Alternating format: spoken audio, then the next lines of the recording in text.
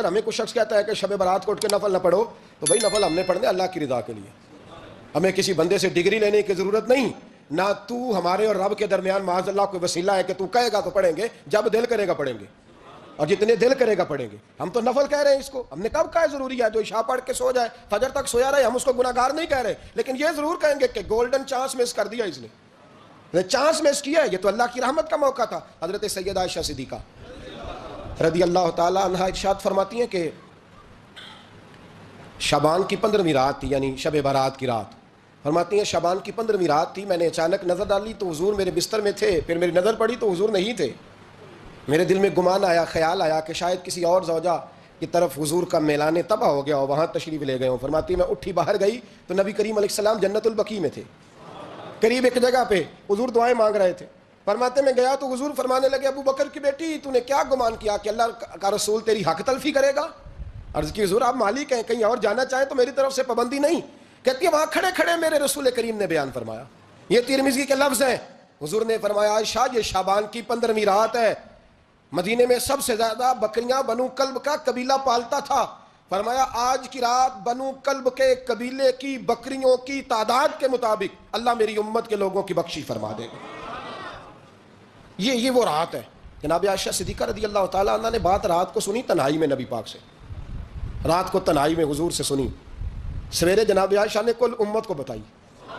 اگر یہ بات اہمیت والی نہ ہوتی تو بی بی صاحب آگے روایت کرتی، یہ کتابوں میں آتی، یہ لوگوں کو بتاتی۔ حضرت عائشہ نے روایت کیا اور مولا علی شیر خدا نے تو کھل کے کہا، ابن ماجہ میں حضرت علی سے پیار کرنے والوں کے لیے الگ عنوان، مولا علی نے کھل کے فرمایا شعبان کی 15ویں رات کو رات عبادت کرنا اور سویرے روزہ رکھنا۔ حضرت علی کے لفظ بائی نہیں سیاستہ میں، رات کو عبادت کرنا، دن کو روزہ رکھنا۔ ویسے تو رب کریم ہر روز تہجد کے وقت پہلے آسمان پر نزول اجلال فرماتا ہے اور لوگوں کو فرماتا ہے کوئی بخشش مانگنے والا، اور فرمایا ہر روز تہجد کے وقت یہ اعلان ہوتا ہے، پر شب برات کو نا شروع رات سے یہ اعلان شروع ہو جاتا ہے۔ ادھر دیکھو میری طرف، مغرب سے اعلان شروع ہو جائے گا۔ اللہ کرے آپ کو سمجھ آئے، اللہ کرے آپ کو، اور بھائی یہاں باہر لوٹ سیل لگ جائے، یہاں ابھی سیل لگ جائے، 5000 والا جوڑا 1500 میں، تو رش ختم ہوگا۔ اور بھائی اگر یہ لگ جائے، چلو یہ تو دور کی بات ہے نا، ہم تو لنگر والے لوگ ہیں، اگر لنگر کا اعلان ہو جائے یہ بڑا تگڑا ہے، بڑا تگڑا۔ ہمارے ہاں تو شادی کی روٹی کھلتی ہے تو لوگ آخری روٹی سمجھ کے کھاتے ہیں، تو شاید اللہ ماشاءاللہ یہ آخری ہے، اس کے بعد نہ ملے گی۔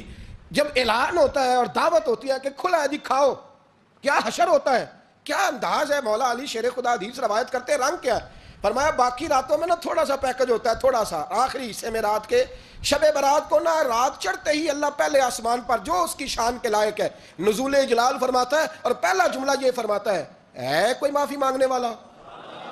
اللہ کرے آپ کو سمجھ آئے، یعنی معافی دینے والا کہہ رہا ہے چلو آؤ ادھر آؤ ذرا معافی مانگو، میں معاف کرنے آیا ہوں، مانگو معافی، ہے کوئی معافی مانگنے والا؟ معاف کر دیں گے۔ اور آپ فرماتے ہیں ہے کوئی رزق مانگنے والا؟ وہ جو بڑی درخواستیں دیتے پھرتے ہیں نا مختلف اداروں میں، وہ ایک درخواست نا کل شب برات والی رات بھی دیں۔ اللہ کرے آپ کو سمجھ آئے۔ وہ جو کہتے ہیں نا بڑی بڑی کمپنیوں میں نے اپلیکیشن جمع کرائی ہے تو کہیں کام نہیں بن رہا تو نسخہ دے رہا ہوں، ایک اپلیکیشن کل رات بھی جمع کراؤ انشاءاللہ کام بن جائے گا۔ اور میں نہیں کہہ رہا، مولا علی شیر خدا فرما رہے ہیں، اور وہ خود نہیں فرما رہے، وہ نبی پاک کا فرمان نقل کر رہے ہیں، اور وہ رسول اللہ صلی اللہ علیہ وسلم کی بات نہیں بیان کر رہے، وہ کہتے ہیں رب فرماتا ہے کوئی روزی مانگنے والا؟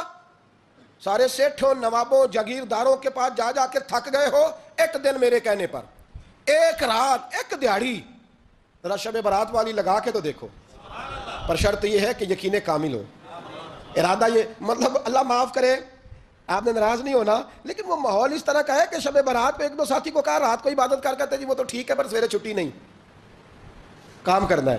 یعنی رب کہہ رہا ہے کہ تو آ جا شب برات کی رات، جو مانگے گا وہ تجھے، لیکن یہ ادھر نہیں توجہ کر رہا، یہ کہتا ہے سویرے 10 بجے دکان نہ کھلی تو مشکل ہو جائے گی، دفتر نہ گیا تو حالات آپ دیکھیں ذرا۔ اب جب یقین اس طرح کا ہو تو پھر تو میں ساری زندگی اداروں میں درخواستیں دینی ہے، پھر آپ جیسا آپ کا مزاج ہوگا، اللہ تعالیٰ تو بندے کے گمان کے قریب ہے۔ تو میرے رسول پاک علیہ السلام نے ہمیں یہ میسج دیا، پیغام دیا، فرمایا اس رات جو اولاد مانگے گا رب اسے بھی عطا فرمائے گا، اس رات جو اللہ سے بخشش مانگے گا اللہ اسے بھی دے گا، اس رات جو رب کریم سے عزت مانگے گا اللہ اسے بھی عطا کرے گا۔ شارحین نے لکھا اس رات جو رب سے پردہ پوشی مانگے گا اللہ اسے پردہ پوشی بھی عطا کرے گا، جو جنت کا سوالی ہوگا رب اپنے فضل سے عطا فرمائے گا۔ کوشش فرمائیں 10 محرم کو ہمارے ہاں لوگ جاتے ہیں قبرستان، وہ کسی حدیث سے ثابت نہیں. میں منع نہیں کر رہا, جائیں 9 محرم کو جائیں, 10 کو جائیں, 11 کو جائیں, 8 کو جائیں, سفر میں جائیں, ربیع الاول میں جائیں, قبرستان میں جب بھی جائیں, منع نہیں ہے. لیکن شب برات والی رات تو خود رسول کریم گئے ہیں نا قبرستان. اب جو بات میں نے سمجھانی ہے اس کو سمجھیں. نبی پاک کی والدہ کا مزار نہیں ہے وہاں جنت البقیع میں. حضور کے کو بھائی بہن, حضور کیا کرنے گئے؟ امت کی بخشش کے لیے گئے. شب برات کی رات لالچی نہ بنے کہ صرف میں نے اپنے لیے روزی مانگنی ہے. کل امت کے لیے مانگے, رب کریم سے مانگے, اپنے بھائی کے لیے مانگے, اپنی بہن کے لیے مانگے, اپنے بیٹے کے لیے مانگے, اپنی بیٹی کے لیے مانگے. اللہ کریم یہ مانگنے کی رات ہے. پچھلی راتی رحمت رب دی کرے بلند آوازہ, بخشش منگن واریاں کارن کھلا جے دروازہ. آئیں اللہ کی بارگاہ میں اس رات کو کھل کے دعا مانگیں. قبرستانوں میں نا کچھ قبریں ایسی ہیں کہ جو بتاتی ہیں کہ سالوں بیت گئے ہیں کوئی آیا نہیں. کچھ قبریں بتاتی ہیں. اور کچھ بڑے قبرستان بڑے شہروں میں ایسے بھی ہیں کہ جن کا گورکن کہتا ہے کہ مجھے کمیٹی نے کہہ دیا ہے جہاں 4-5 سال کوئی نہ آئے وہاں نئی قبر بنا دیا کرو. وہاں نئی قبر بن جاتی ہے معاذ اللہ. او بھائی کچھ ہیں ایسے, کچھ ہیں. یہ جائیں نا اکبر بادشاہ یہاں لیٹا ہے لاہور میں, تو شعر لکھا ہوا ہے, بر مزارے ماں غریباں نے گلے پروانہ سوزز نے صدائے بلبلے. فارسی کا مقولہ لکھا ہے اس کی قبر پہ, کہتا ہے میں وہ غریب ہوں. اعلیٰ بادشاہ ہے, مقبرے میں لیٹا ہے, کہتا ہے میں وہ غریب ہوں کہ نہ یہاں کوئی پروانہ آتا ہے نہ بلبل آ کے گیت گاتی. کوئی آتا ہی نہیں, کوئی فاتحہ نہیں پڑھتا, کوئی فاتحہ نہیں پڑھتا. وہ بھائی کئی قبریں ایسی ہیں جن پہ سالوں بیت گئے کوئی لوٹا نہیں. اور مشکات میں حدیث ہے, میرے نبی کریم علیہ السلام نے فرمایا جو قبر میں ہوتا ہے وہ تو اس آدمی کی طرح ہے جو دریا میں ڈوب رہا ہے اور وہ انتظار کر رہا ہے کہ میرا بیٹا میرے لیے دعا مانگے, میری بیٹی دعا مانگے. پر بیٹے کو تو 27 سال ہو گئے, ملک سے باہر ہے, کاغذ بنے گے تو ابے کی قبر پہ آئے گا نا. اس کے تو کاغذات ہی نہیں مکمل ہو رہے. وہ بیٹے کو تو مشکل ہے بڑی, وہ تو کاغذات نہیں بن رہے. وہ تو دولت کا مطالبہ پورا ہوگا تو جبھی وہ کام ہوگا نا. انتظار ہو رہا ہے قبروں میں, میرا بیٹا دعا کرے, میرا بھائی دعا کرے. اور اگر بچہ دفن ہے تو وہ کہتا ہے میری ماں دعا کرے, میرا باپ دعا کرے. کوشش کریں شب برات بعد از مغرب یہ رواج پیدا کریں. یہ رسول اللہ کا طریقہ ہے صلی اللہ علیہ وسلم. قبرستان میں جائیں اور جا کر کے وہاں اللہ تبارک و تعالیٰ سے دعا مانگیں کہ یا اللہ جو اس قبرستان میں لیٹے ہیں وہ بھی, اور جو آج تک کلمہ پڑھنے والے دنیا سے گئے وہ بھی, اور جو قیامت تک جائیں گے وہ بھی, اے اللہ تو سب کی بخشش فرما دے. اللہ کی رحمت کو محدود نہ کریں کہ صرف مجھے بخش دے, اسے کہیں یا اللہ کل کی بخشش فرما. ساری امت کے لیے دعا کریں. شب برات کی رات نفل پڑھیں. ہمارے ہاں محفل ہوتی ہے ہر سال الحمدللہ, بڑے شوق سے بڑا خوبصورت ہم اہتمام کرتے ہیں. لیکن میں اکثر دوستوں سے کہا کرتا ہوں کہ جن کو اکیلے میں نفل پڑھنے میں مزہ ہے وہ اکیلے میں پڑھیں.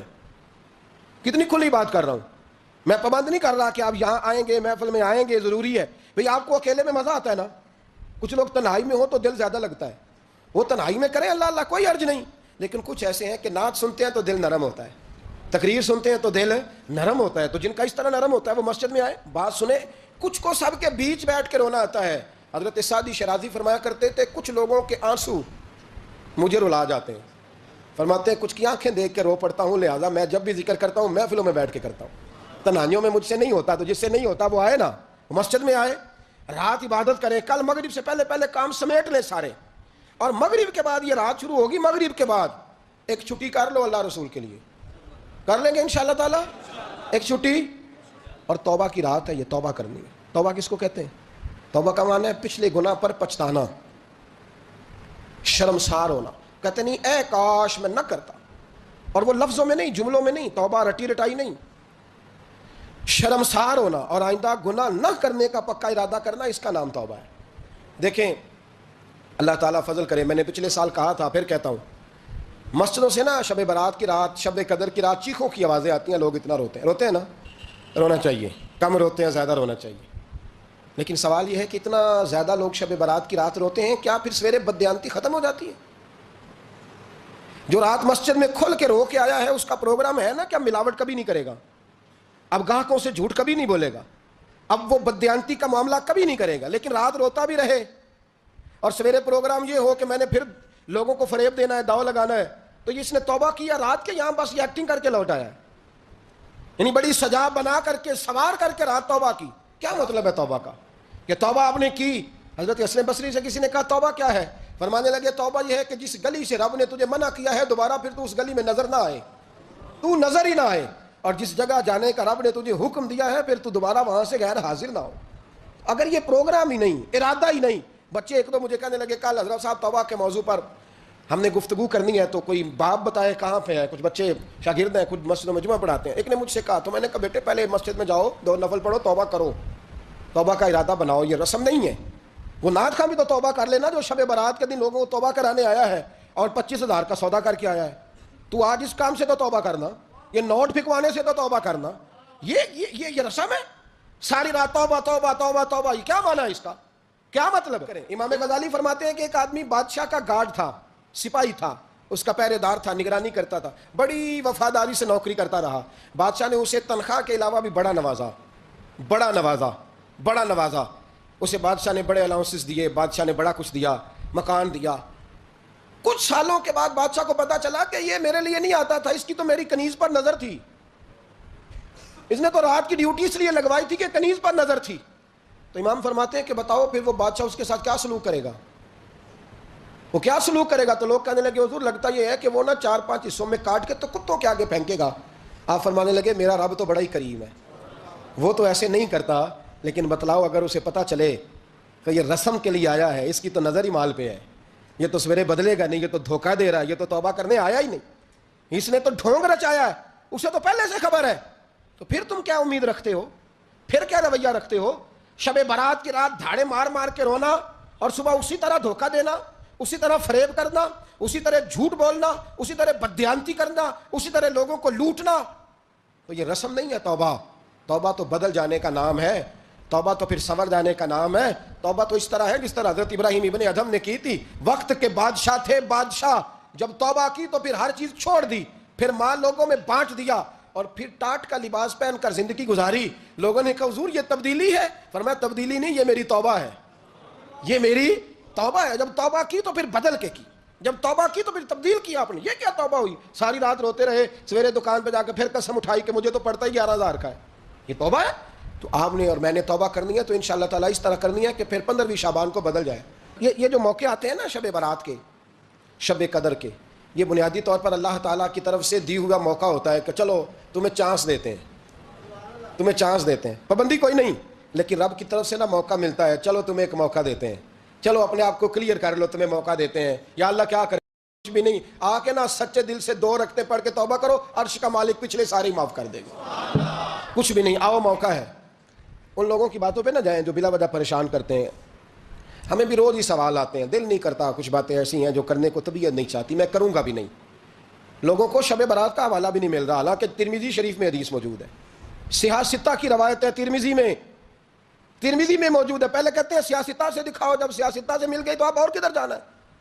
اور ابن ماجہ میں موجود ہے مولا علی کی روایت. اور ذرا ترتیب دیکھیے گا، یہ ترمذی کی حدیث ہے. امام ترمذی نے تو پورا باب باندھا ہے 15ویں شعبان پر، پورا باب. اب تمہاری مرضی ہے اگر تم نئی بات کو سمجھنا چاہتے. اور مجھے پتا کیوں یہ شب برات کیا لگتا ہے، مجھے کبھی کبھی یوں لگتا ہے کہ رب فرماتا ہے کہ رمضان سے 15 دن پہلے ہی پکی سچی توبہ کر لے، تیاری کر، پاک صاف ہو جا، تاکہ جب رمضان آئے نا تو پھر تجھے پاک ہونے کی ضرورت نہ پڑے. بس پھر تو آتا جائے اور میں تیرے اوپر رحمت نچھاور کرتا جاؤں. بس تو پہلے ہی تیاری کر، 15 دن پہلے ہی، 14 دن پہلے تیار ہو جا. کل رات اپنے آپ کو ذہنی طور پر تیار کریں، بچوں کو تیار کریں، گھروں کو تیار کریں. اب جب مہمان آتے ہیں نا بڑا کچھ کرتے ہیں. شب برات آئے تو مصلی ایک دفعہ دھویا کریں، ایک دفعہ مصلی دھویا کریں. فرش دھوتے ہیں نا مہمانوں نے آنا ہے تو ایک کمرے کا فرش دھو کے صاف کریں کہ خواتین نے یہاں ساری رات نماز پڑھنی. یہ ارادے بنائیں. جس طرح آپ کہتے ہیں نا رات کو سفر کرنا ہے تو دوپہر میں تھوڑا آرام نہ کر لوں تو کل دوپہر میں آرام کر لیں، تاکہ رات کو رب رب کرنا آسان ہو جائے، اللہ کی بارگاہ میں بیٹھنا آسان ہو جائے. مکمل طور پر ذہنی طور پر اپنے آپ کو تیار کریں. یہاں بھی محفل ہوگی انشاءاللہ، عشاء کے متصل بعد شروع ہو جائے گی، 12 بجے تک محفل چلے گی. پھر 12 بجے کے بعد نماز تسبیح پڑھی جائے گی. پھر 1 بجے پھر دوبارہ آپ کو اجازت دی جائے گی کوئی انفرادی طور پر گھنٹہ سوا اپنی الگ سے کوئی عبادت کرنا چاہے تو وہ تب بھی ممکن ہو، جیسے آپ کو موقع بنے. میں کہہ چکا ہوں، لیکن وقت ضائع نہ کرنا، گولڈن چانس ہے، اس کو مس نہ کرنا. یہ شب نجات ہے، اس کے ضرور قریب جانا. رب کریم سمجھنے کی توفیق عطا فرمائے. آخر دعوانا ان الحمدللہ رب العالمین.